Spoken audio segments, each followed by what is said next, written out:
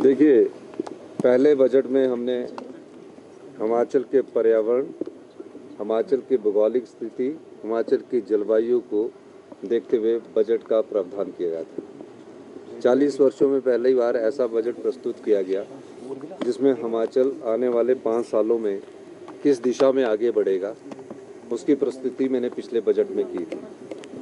और उस दृष्टि से जब हमने कार्य करना शुरू किया, मुझे खुशी है कि हमने पहला ग्रीन कॉरिडोर जो कीरतपुर से लेकर केलोंग तक उसमें चार्जिंग स्टेशनों को स्थापित कर दिया है। अब दूसरे बजट में हमारी प्राथमिकता में किसान है और हम चाहते हैं कि हिमाचल के 90% लोग गांव में रहते हैं, कृषि आधारित कार्य करते हैं।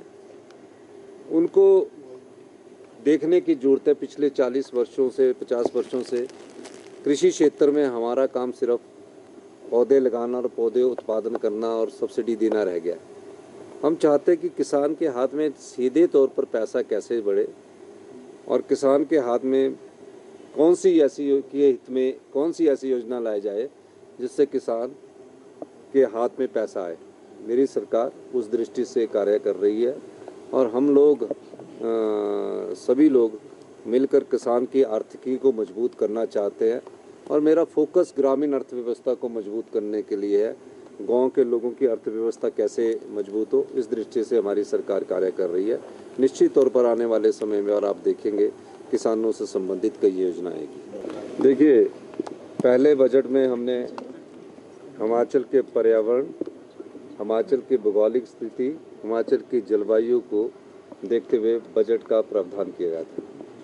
40 वर्षों में पहली बार ऐसा बजट प्रस्तुत किया गया जिसमें हिमाचल आने वाले 5 सालों में किस दिशा में आगे बढ़ेगा, उसकी प्रस्तुति मैंने पिछले बजट में की थी।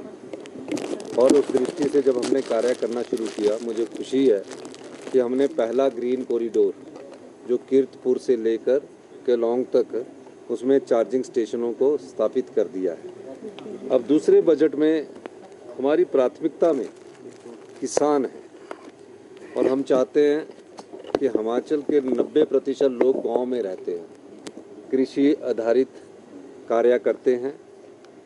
उनको देखने की ज़रूरत है। पिछले 40 वर्षों से 50 वर्षों से कृषि क्षेत्र में हमारा काम सिर्फ पौधे लगाना और पौधे उत्पादन करना और सब्सिडी देना रह गया।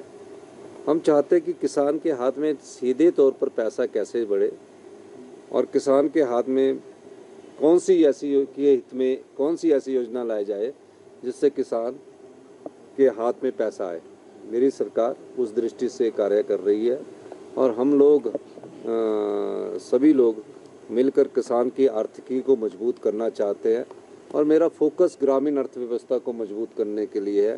गांव के लोगों की अर्थव्यवस्था कैसे मजबूत हो, इस दृष्टि से हमारी सरकार कार्य कर रही है। निश्चित तौर पर आने वाले समय में और आप देखेंगे किसानों से संबंधित कई योजना आएगी।